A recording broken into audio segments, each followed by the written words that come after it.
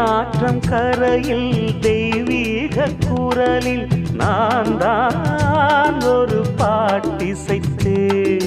தினந்தோறும் இரவில் நடுஜாமம் வரையில் நான் தானே அதை கேட்டிருந்தேன். அரங்கேற்றம் தான் ஆகாமல் தான் அலைபாயும் என் தீவந்தான்.